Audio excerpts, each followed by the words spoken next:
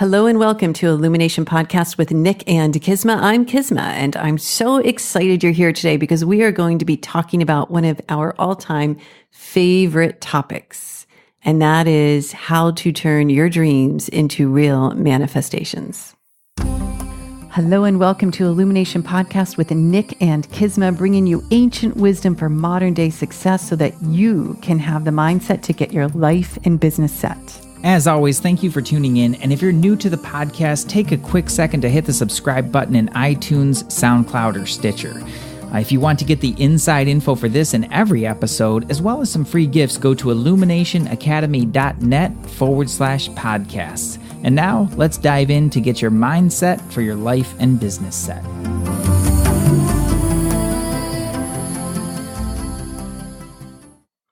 Well, hello there, Mr. Nick. Well, hello there, Ms. Kisma. We have a new setup. Yes. I think we got to put the picture in our show notes. This was my little gift to us. For our 100th episode. For our 100th episode was some proper mic stands for us. I know, it's really cool. And I'm like trying to take a picture, but okay. I didn't get you in there. Sorry. No worries. As long as you got the mics.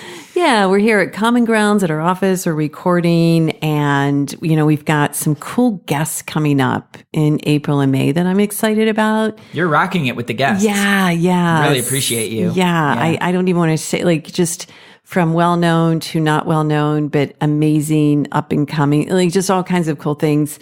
But today we were like, what do we love talking about? What is it that we work on with our clients, with our students, with ourselves? And that really is manifesting. Yeah, it is. And I know there's so much about law of attraction out there, and I get a little kind of annoyed, for lack of a better word, of how some people teach it and leave out some really true missing components. Yeah, that it is. It's a little frustrating. I get it, how it can be frustrating. And mostly I just look at it and it's just like, you can see why so many people struggle to do it consistently. Yeah.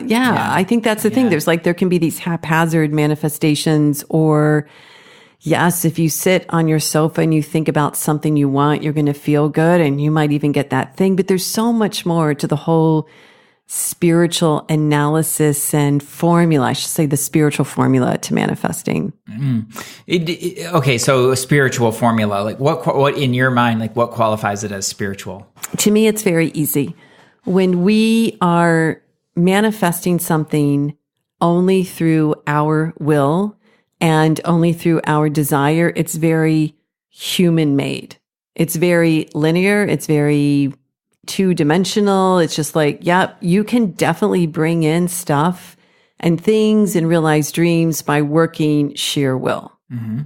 However, it's like it doesn't create, I just think of it as like this whole hologram, this whole living entity of fueling all aspects of one's life. And what I find is with the people I work with and who come to work with me is if they've just been through sheer will and hard work manifesting something, even if it's a lot of money, something else breaks in their life. It might be a relationship. It might be their health, or the manifestations are haphazard. Yeah.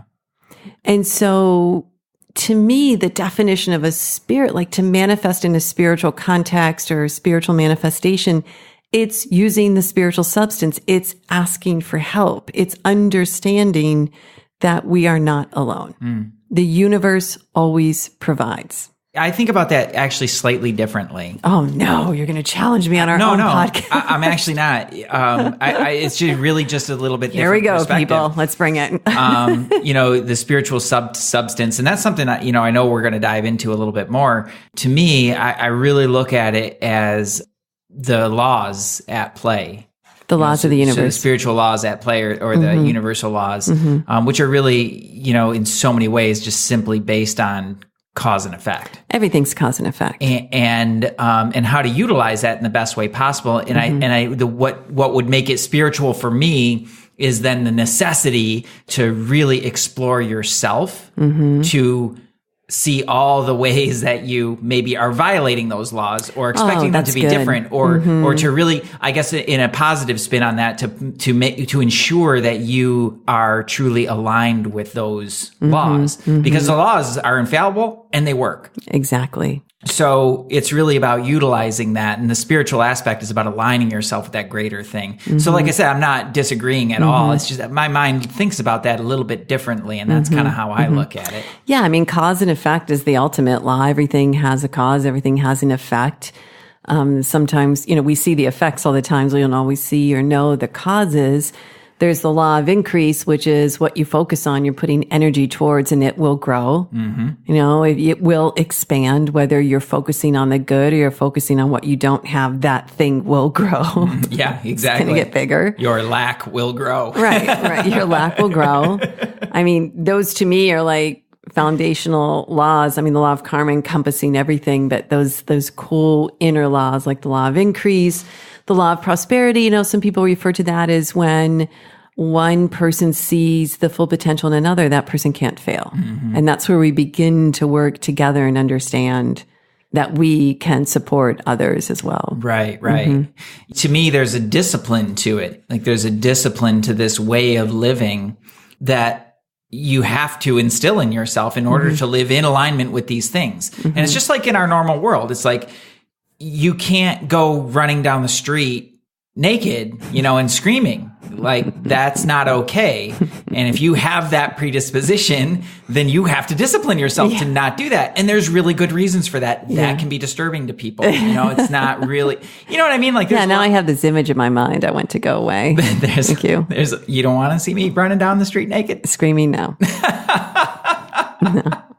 Nor do I really care to see anybody running down the street naked screaming. Exactly. Yeah. And that's exactly my point is that, and maybe we're kind of conservative that way, but at the end of the day, there's a reason that we don't do that. And if you have the desire to do that, you actually have to discipline yourself. Otherwise, you're not able to function in society well. Right. Okay. So same way, except the universal laws are even less forgiving. It's like they're infallible. Right. So if you're violating that on some level, you will reap the consequence. And it's just like you said, if you're violating that by focusing on lack and what you don't have, you'll pay the price by growing your lack. Exactly. And that's fascinating to me. Like, it's just, I can just trip out on these laws because they're so deep and they reach into every area of our life. Well, look at the law of truth. And I'm kind of in the middle of a series of Facebook Lives on this, but the law of truth is like when we focus on truth, this is more about what is designed to happen. So if we focus on poverty, there's more poverty. Yet the universe is all about abundance. So we focus on, when we bring our attention, when we use that focus towards abundance, that alleviates poverty. When one is ill, has a disease, if we focus on the disease, that's not focusing on truth. That's focusing on the appearance of the disease, just like the appearance of poverty. The truth is your body wants to heal. It really does. So when we focus on healing, there's rapid healing. The healing is easier. Right. You follow me? I do. Focus on love. Like love is that ultimate healing harmonization. There will be more of it. So when we begin to look at what's appearance, what's illusion in the world, and how often we focus on an illusion rather than a truth, we can start to see like, wow, wait a minute. I've been focusing on the illusion or the appearance of not having enough instead of focusing on the universe always provides. And we'll get to a few ways that we're going to encourage even more of that. What are some of the other ones like that? Well, it's like, to me, that's the truth, appearance. Rather than focusing on appearance or illusion, you're going to focus on truth, the law of increase, the law of prosperity, the overall reaching law of karma. But what I really wanted to focus on here is through the spiritual manifestation. To me, there are three things, and some of the great teachers talk about this, that one must accept in order to really manifest. And the first one is there is a spiritual substance. There's Wallace D. Wattles in his book, The Science of Getting Rich, talks about it as stuff. In fact, I'm going to read just a little snippet because he puts it in such a cool way. He says, there is a thinking stuff, like so cool. I think this book was written back in 1910. That's so funny. There is a thinking stuff from which all things are made, and which in its original state permeates, penetrates, and fills the interspaces of the universe. So unconditioned consciousness. Unconditioned consciousness, the same stuff that it made the universe, flows and makes through us, and it permeates, penetrates, and it fills the interspaces of the universe, because the universe abhors a vacuum, as we know. So, I mean, this is Wallace D. Wattles talking about this back in the early 1900s. There is this stuff when we call it thinking stuff, it's like this. Everything that has been created, we're looking at our new microphones and the stands or computer, everything originated with a thought. Mm-hmm. If someone didn't think about it, it did not formulate. It just didn't. It didn't poof. Someone had to think about it and begin to design it in their mind, and then begin to use this thinking stuff, this creative stuff, and it took form. Yeah. Well, I would take that one step further, even, is like the idea of it for sure. Yeah. But the desire. So what is the desire behind, like a microphone? It's like, okay, well, we want to be able to capture this. We want to be able to record it, but we don't just want to record the words. We want to hear that person's voice. We want to hear their presence in it. How do we do that? And so the mind starts to think about that, and then it creates it. So it really starts with that desire to get from point A to point B. Where do we want to go? Yeah, that is perfect. If we kind of took a step back, I mean, we are required to know what we want to design in our life. Yeah. It's like when you send a text to a friend, you don't send a bunch of jumbled letters. You send a phrase or a sentence or a couple of words. Hey, let's grab a coffee. You don't like jumble it up. I don't know. Maybe you do because you're weird with your friends, but it's like, what you want to say. So you get clear. It's like, what is it? Whether it's a desire to create something to provide a result, or in our case, even with these mics, there's so many mics out in the world, yet somebody wanted to create this stand that was really sleek and moving. So that desire was there, and they saw it, they thought about it, and it started to form. Right. And then it became refined over time, and our technological advances since the time that book was written are extraordinary. Extraordinary. But the manifesting, I think people have lost this understanding of what it really is to use. The highest technology is what we're talking about now. That substance, that form. It's the foundation of our educational system. Is you have to look for problems. And focus on problems. And you manifest with your mind. You manifest with your thoughts. Right. So if you're thinking and focusing on problems. It's that mental will, that's really trained into people. It's like you have to do it a certain way, and you need to know. And if you don't know, then it doesn't count. Right. Or if you don't think like somebody else, you're wrong. It's a whole messed up thing, and people get really stuck. Exactly. But that's exactly what I'm saying, is when you want to really utilize these laws, or the stuff, the creative thinking stuff, the creative thinking stuff in its my new best friend, in its highest and best, you kind of got to let go of knowing. Yeah. Because it's almost too complex to wrap your head around all the details. I was just listening to a lecture with Alan Watts, and he was talking about that. Okay, well, if you got up in the morning and you had to consciously turn on all the systems of your body so that it would function throughout your day, you'd never get out of bed. Yeah. You'd be spending all day just trying to work your body. A caterpillar is trying to work all 100 of his legs. That caterpillar's not going anywhere, right? And there is a very simple life form that can navigate with 100 legs. That's insane. So it's kind of like letting go. I don't know. That's how I see it, is like letting go a part of that knowing, so that you can actually be in it, be in the truth, rather than trying to think that you can understand it. Let me read a bit more what Wallace said, because he addresses this in the terms of really having faith. So, am I getting ahead of the game? Let me just share what he wrote. Please, I can't wait. So after this thinking stuff, he says, a thought in this substance produces the thing that is imagined by the thought. Read it for me one more time. Okay. Let me go back, just because if you're saying that, I bet some of our other people want to hear. So the first thing is, there's a thinking stuff from which all things are made, and which in its original state permeates, penetrates, and fills the interspaces of the universe. Then, number two, a thought in this substance produces the thing that is imagined by the thought. It's like a chemical reaction. Yeah, thoughts were chemical clothes. Yeah. Then he uses the word man. Okay, I'm going to say human or man. Human can form things in his thoughts, and by impressing his thought upon formless substance, can cause the thing he thinks about to be created.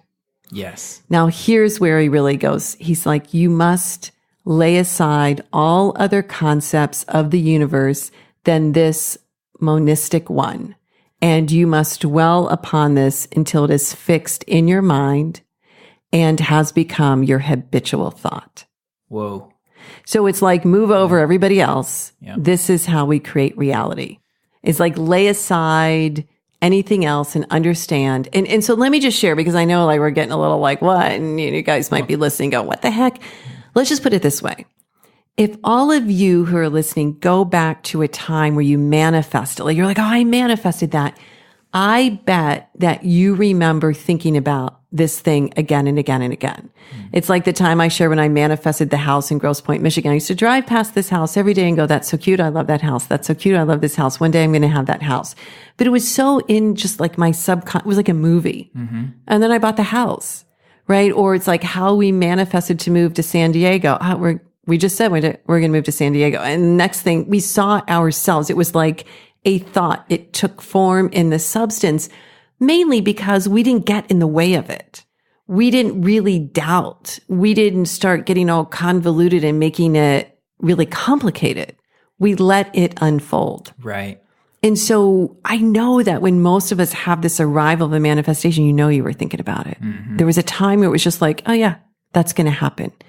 So what we strive for now is, in order to totally trust this substance, this creative substance, God, Brahma, and like whatever spirit source anyone uses, it's the removal of the external stuff that gets in the way of the manifestation, the doubt, the fear, the worry, it's not going to work. It's taking all of that out, all of the illusions, all of the appearances. You're speechless. What I really dig about these older texts is that it's worded in a way that really does make you think about it. It makes you think about it. And the energy in it is cleaner than most of what you see today. Yeah. But it's not worded as simply. So you have to kind of like let it absorb. Yeah. You have to ponder it. He goes on to say, do not listen to arguments against this idea. Do not go into places where contrary concepts of this thing is taught or preached. What does he mean by that? How many times, like when we just bring it to this level, do you think about, oh, I want to do this thing. I'm going to create this thing. And then you run out and share it with someone. And they're like, you can't do that. Oh, that's the worst. This happens all the time. Yeah. And it happens because we get excited. We see it. We know we can do it. We want to share, but the person we're sharing with isn't quite our cheerleader or the person that's really in our inner circle. And so they do one of a couple things. They don't see how you could do it, so they just throw doubt on it. Yeah. Sometimes if we do this, like with parents or relatives, they worry, oh, that's going to be hard. Don't do it. Mm-hmm. So avoid thinking you need someone else's approval. Right. Stick with this concept. Yeah. It reminds me of a great Zig Ziglar quote where he says, don't let people who gave up on their dreams talk you out of yours. Absolutely. Go Zig. Yeah. I mean, that's it. Don't let people who gave up on their manifestations talk you out of yours. Right. And there's another aspect of that where I see this a lot on social media where people go on, they get fired up about a goal and then they go out there and they blast it all over social media, because they're like, I'm putting my stamp out of, but what's really happening, the truth about that situation is that, behind the scenes and without words, but with energy, a whole bunch of people are pooping all over that. And so they're just dumping all over it. And that makes it really difficult for you, right? And those dreams, those seeds, they're so precious. Right. They're like, you wouldn't take a little baby seed and uncover it every day and say, hey, how's it going? Is it working? Is it working? Nature will do what it needs to do, but you have to give it time to really germinate, and to grow, and to become fortified. That's the only way that an acorn becomes an oak tree. It doesn't happen by digging it up every couple of days, to see what's going on. It happens by putting it there and then continuing to provide the fuel and the nutrients that it needs in order to become a great oak tree. Exactly. Yeah. And so when you put your manifestation out there, and you have absolute faith in this substance, this creative substance, and you eliminate the fear and the worry and the doubt, here's the other things that really support the manifestation. Action. Really, action is the insignia of life. We put our ideal, our manifestation out there, and then we take action. And action is required to create. And so this just further fuels that manifestation. I get frustrated with some law of attraction teachings that just say, visualize what you want, it's going to come. Yeah, sometimes it does. Other times we need to, we're on this planet, we're in this 3D realm. We need to move, we need to serve, we need to take action towards our ideas. Does that make sense? It does, yeah. I think there's a misunderstanding with that, where this is how I relate to that anyway, where it's I have to spend a lot of time visualizing what I want. And what so it can be misunderstood, because what you said before is that you drove by the house and you'd be like, that house is awesome. I love that house. That's going to be my house. But you didn't sit there and dwell on it for hours a day. No. It would pop in. It would pop in. Reinforce. I'd be like, so sweet. I would love on it. It was like a really good, pure energy. Right. And it happens really fast. Right. That's the idea, is you don't have to spend a huge amount of time and effort and energy visualizing, creating this big, decide what you want. Decide what you want, see it, accept it, call it in, think about it, design an action plan. Wallace talks about this too in terms of prayer. It's you don't have to keep praying at God and asking. It's been heard. Right. And let the prayers, just like a manifestation, just like a meditation, be more of a statement or be of gratitude. He said the human that has the most faith and being thankful for what they have not yet drawn into the realm, that is really faith in the manifestation process. Yeah. And so prayer is the same thing. You don't have to ask, give thanks, make a statement, give thanks. But it's that repetitive ask, not necessary. The universe, God, Brahman, Atman, source, whatever, has heard. Well, you become a beggar. Become a beggar, and the beggar implies doubt. Yeah. Now, I've taught manifestation processes, and I'll do it two ways, set it once and go. And then I'll set it okay, you're going to do it every day, because in the deeper process, we work on clearing blocks to it. There's a whole system that we go through. And so that's why I'm we're going to build the muscle of manifesting. So as our listeners out there are thinking, okay, this is what I want to create, you will be required to think about it more than once. Yeah. It'll be a thing that you contemplate, that you come back to, that you check, am I taking the actions? Am I super receptive to it? Am I allowing it in? Right. Just a client I worked with today would use the words, I've got to make this happen and push. I was like, actually, no, you need to allow it in. Yes, do your things. Yes, do your work. Allow it in.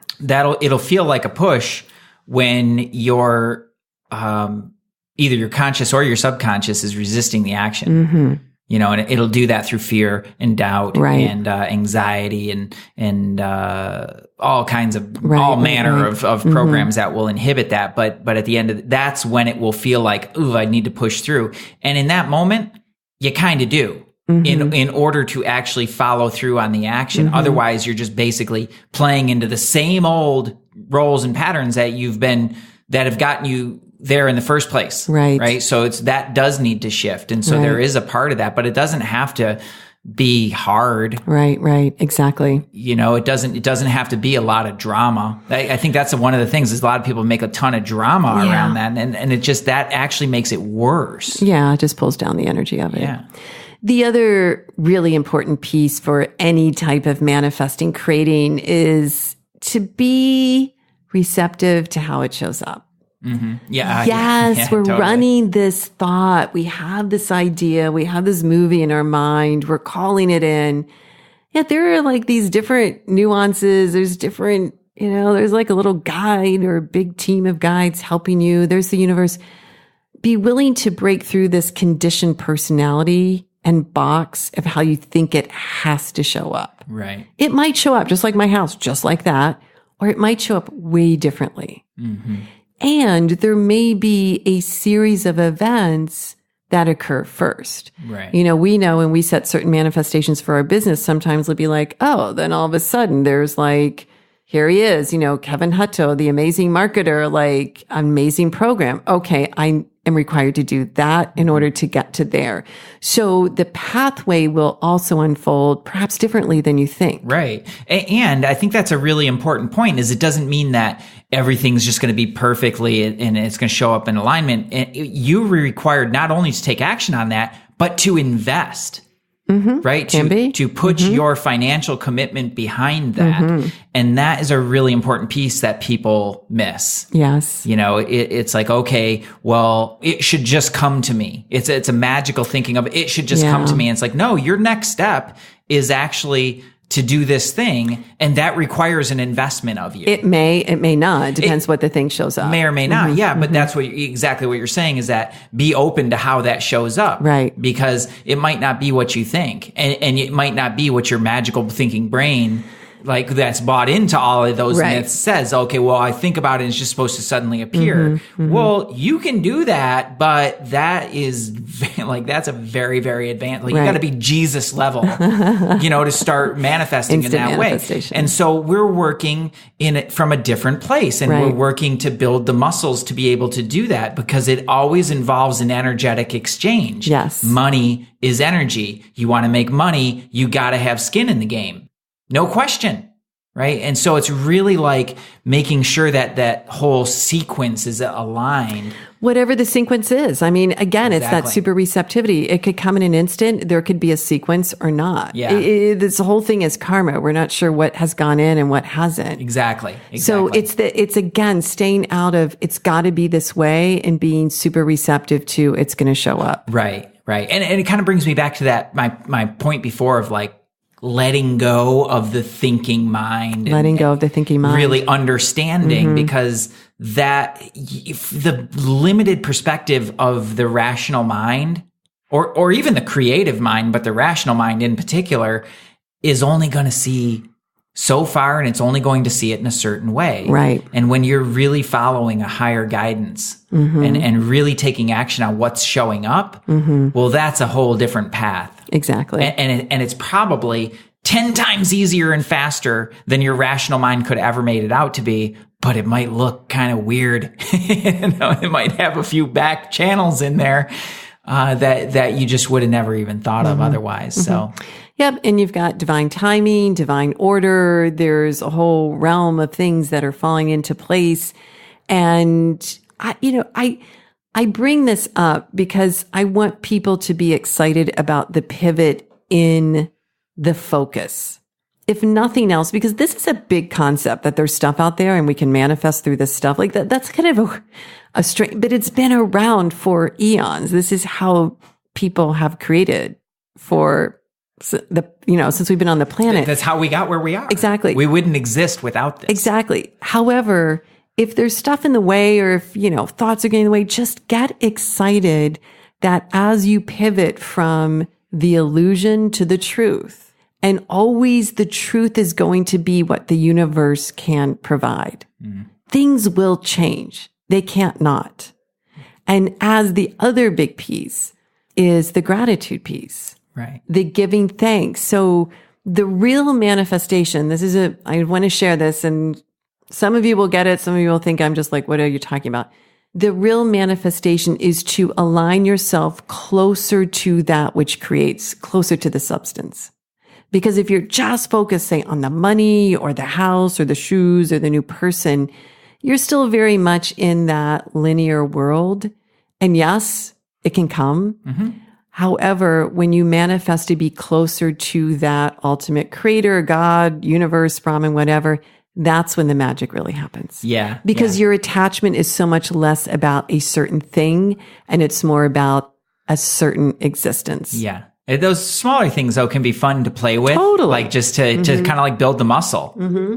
and oh, can I manifest a parking spot in this insane Right, mall? You know, that's fun. Like it's really fun. Yeah. Ooh, like I see that pair of shoes or whatever that thing is, or my bag. Yeah, I just got a new backpack that I love. Right. We did a good manifestation on that one. We really did. Yeah, like a super high quality backpack for what was it, like 30% off? Yeah. You know, so it was super fun. Awesome. You know, and exactly what I wanted. Like exactly what I wanted. So those things are fun to play with, and they build the muscle. But you're so right. Like if that is not, it's not really firmly rooted in a higher truth. Yeah.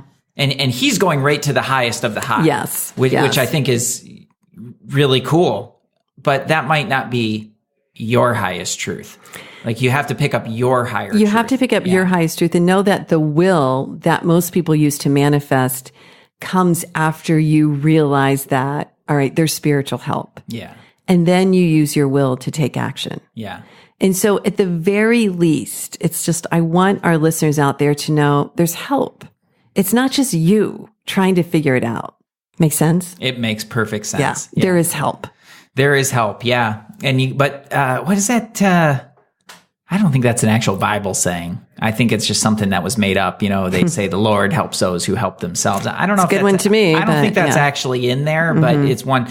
But with the Lord, I replace that with the law. You know, it helps. It works for you when you work with it. Absolutely. You know, and it works against you when you work against. That's just a fact. It's the same way in our society and our regular laws, and it's the same way in spiritual laws as well. And that's really important. So the big takeaway, you know, before we go, I know it's kind of a fun and a little bit woo-woo subject, but everyone just, number one, figure out what's true and focus on that. Figure out what you want to design, focus on that. Bring in this concept, belief that there is this rich, spiritual, unlimited substance from which you can impress a thought and begin to really watch it create. Stay in action. Stay in purpose, remove the lower vibes of doubt and fear and worry, and stay in the wonderment of it all, because that wonderment is what keeps the sparkle going. That's what keeps the excitement going. That gratitude keeps you closer to the ultimate energy, which all the way around, you're going to feel better. Exactly. Yeah. And I want to cover this last point when you talk about removing the lower vibe stuff. And I think that's important. We brushed over it a little bit on this episode. You know, we've definitely talked about this more in depth on other episodes. But the reason that the mental will becomes so like paramount for people is because they haven't done that work. Yes. So then they have to will themselves into positive thinking. And we're not talking about positive thinking. There's nothing in what he said that has anything to do with positive thinking. No. It has to do with being rooted in the truth. Yes. And it's the misunderstandings and all of the lower vibe stuff that, like you described, that is actually making it harder to do that. And so then you have to use that mental will to try and stay on point. Right. And that's the slow, hard way to do it. That's why the tools that we use to clean up the subconscious, to get the conscious and the subconscious having a happier conversation. Right. Well, that becomes actually like really, really critical in order to speed up that process. Absolutely. The clearer you are, the faster it goes. Exactly. You call in and just be receptive. It could show up differently. Yeah, super receptive. It's really fun. I'm super receptive. I know we're going to be talking about this more in another episode. Just we'll go into other aspects of this book or other writings. You know, there's so many great spiritual teachers. The Science of Getting Rich, will have the link to that book in our show notes. And everyone, just like, you know, get a little sparkle in your eye. You know, think outside the box and just remember, like, you're created with the same substance as everything else, is the universe. It's unlimited. There's enough for everyone. And that's a truth. Get your sparkle on, everybody. Yeah, for sure. Hashtag thinking stuff. I love that. That'll be one of our little quotes. So thanks for being here, everyone. Check out next week. We're going to have a cool guest on. We'll be talking about manifesting and some spiritual properties more as we go on. And, you know, share this episode with someone that you care about, that someone's like really needs a little lift and sparkle in their life. And feel free to email us questions, info@sourcemovement.com. And again, thanks for being here and have an awesome day. Yeah.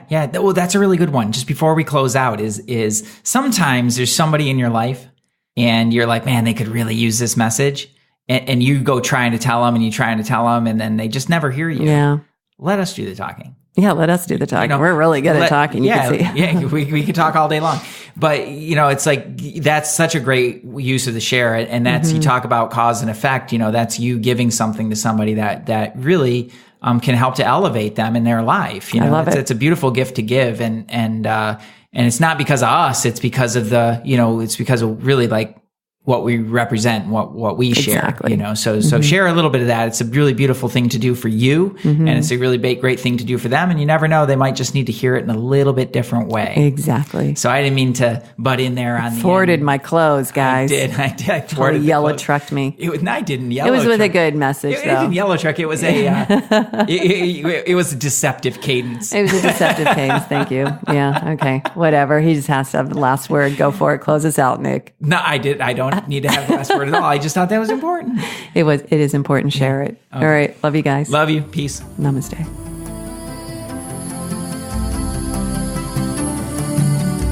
Hey, thanks for jamming with us today. And if you enjoy Illumination Podcast, please go ahead and share it with someone you love. Give us a rating, review, download our podcast.